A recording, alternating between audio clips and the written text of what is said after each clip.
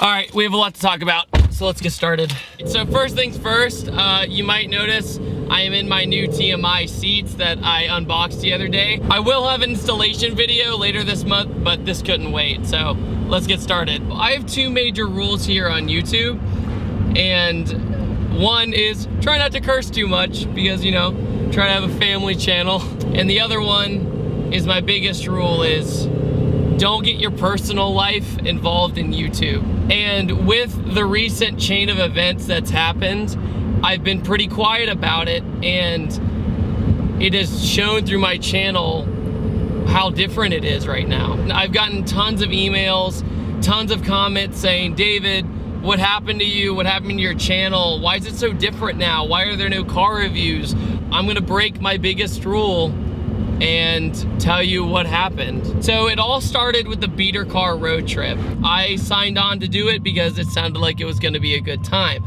And it very much was. At the time, I had been on and off dating somebody for 6.5 years. And as you guys know, I was getting ready to move to Atlanta, where I am currently. And I had lived in Richmond, Virginia my entire life pretty much. At the same time, long distance, on and off for about 6.5 years, I was dating somebody who I was very much in love with. And I had dated other people in between that era, but she was like the one. You know, she was the one that I wanted. And I'd always come to Atlanta for Import Alliance, and she was also from Atlanta. And so I was like, holy crap, the car scene in Atlanta is awesome. I should come here for work. And she would just be kind of like the cherry on top, if that makes sense. Don't only come here for her, but come here for work. And we filmed a beater car road trip right around Valentine's Day. And she had sent me a Valentine's Day gift. And I said, listen, I have your gift, but it's just not here yet. So after the beater car road trip was over, I flew straight to Atlanta to surprise her for Valentine's Day. So I got to the house where she was.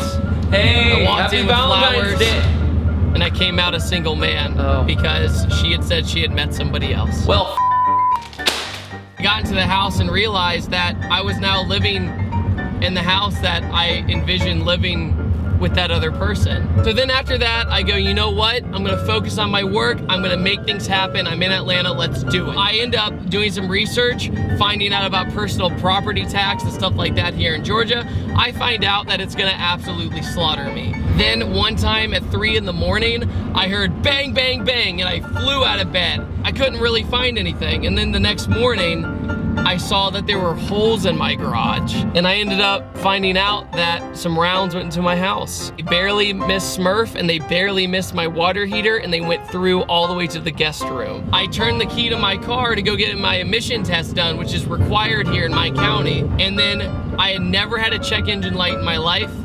Got a check engine light on my car, couldn't pass emissions. I went to Injected Engineering in Kennesaw and dropped off my car. Well, then I had to get a rental car. Well, so then I had no more vlogs at Smurf for a while. So day after day, I was starting to call people, meet people, get to know people, just to find out that when review day came, their car broke.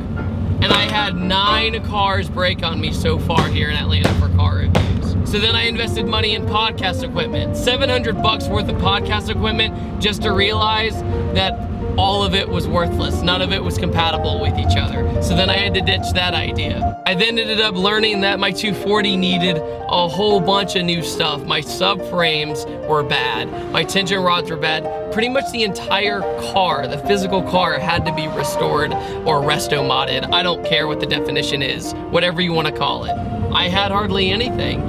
And so I had to improvise and just start creating content whenever I could. Once I got Smurf back, my friend Trevor came out from Colorado and we went to go film Formula Drift. On the way to Formula Drift, I had a plastic tarp on the highway and it melted all over my brand new headers and exhaust. And I spent about 2 or 3 days with Trevor trying to scrape it off. Seriously? I was starting to feel pretty down, and I just felt like, wow, I'm really running out of opportunities right now. And I'm getting a text saying, you know, a company in China wants you to go out there and speak for them.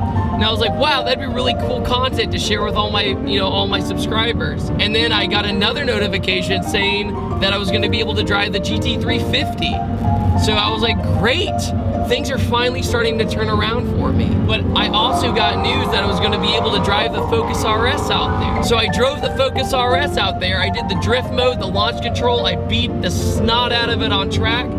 And as soon as I got home from Utah, I learned that I can't release it because Ford Motor Company, not Ford Performance, is media embargoing me, and I can't release that footage. And then one day when I was trying to film a vlog, my T3i broke. So then I had to get a new camera, and I originally was gonna get the A7S II. I was saving up for that. So then about a week ago, I realized that maybe I'm starting to get a little depressed, and it's kind of like when I did that video called How Car Culture Saved My Life, which it totally did. And I'm right back at that level where I needed that kind of umph to get back on my feet. It sucks that a bunch of my viewers think that I'm just holding out on them on reviews or I'm lazy or anything like that. And it's just not true. And here I was in my office the other day and I was just thinking like, I was kind of down and I was like, maybe should I quit?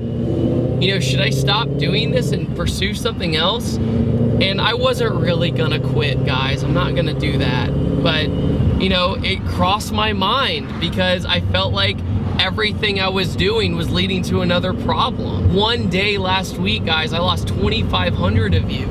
2,500 of you. Subscriber numbers and view count is not everything. That's not what I'm trying to say. I'm just trying to say that the scariest part about YouTube is that in one day your career could be over. That's where I am right now with everything. And I just wanted to let you guys know that I'm human and things happen. I've had a really hard time here in Atlanta and I can't lie to you guys about that. Do I really think it'll get better? I absolutely do think it's gonna get better. The people of Atlanta are so kind and so nice, and the community here is fantastic. But when it comes to my personal life and trying to get my channel back up, it's damn near impossible right now. I want to make this clear that this was not a video of complaint. It's a video of just me being open with you. And I feel like that's what YouTube is. YouTube is about being transparent and about being yourself. And I haven't been able to be myself.